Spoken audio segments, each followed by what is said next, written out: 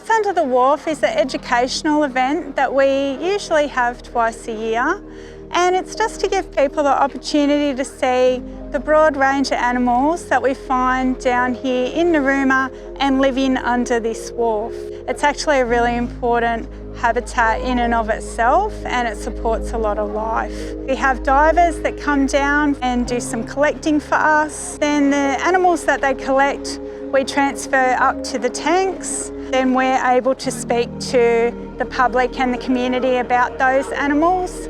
Often they're things that people don't get to see, so you'll get things like Nudibranchs, Brittle stars, octopus, and it just gives people an opportunity to see things up close. Here we've got an umbrella shell. Oh wow. It's, if you just tap the back, you can feel that it's bony, like a shell. But all this part around here is soft. That's the body of this shellfish. Oh, How does it feel? How does it feel? Is it slimy? Yeah, and underneath it's very slimy because that's how they get around. They put down this slime to crawl on. And here's its mouth in here, so that it will put out a really rough tongue and it'll lick off seaweed off the rocks.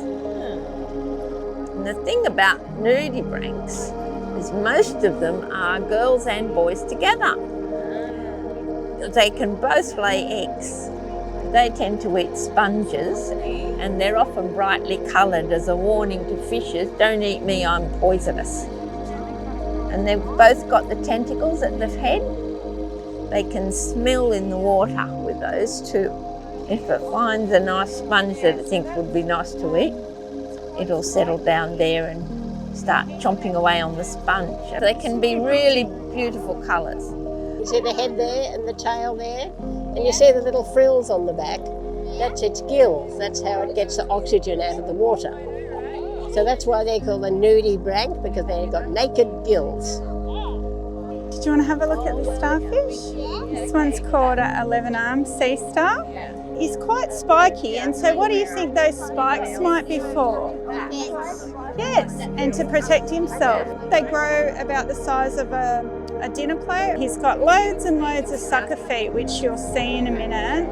And that's how he fixes himself onto the rock where there's lots of waves. These ones are called an echinoderm, so a bit more like a sea urchin. You can have a look at the underside too. See all the tube feet on the underside?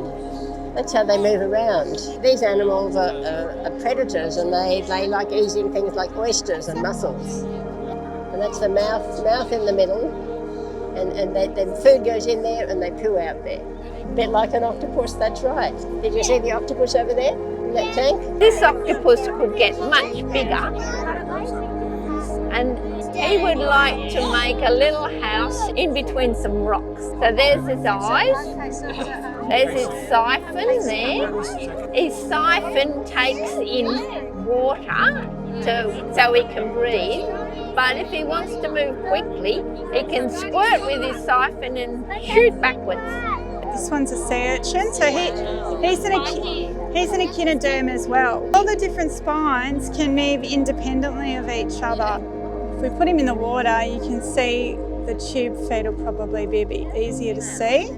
See how they sort of wave around there? You can see his feet quite clearly, can't you? Where do you think his mouth is? Right in the middle, that's right, yep. So at the end of the day, we just return everything to the water where it was found originally. So it just raises that awareness and teaches people about the broad range of animals that we find down here on the south coast and in beautiful Narooma.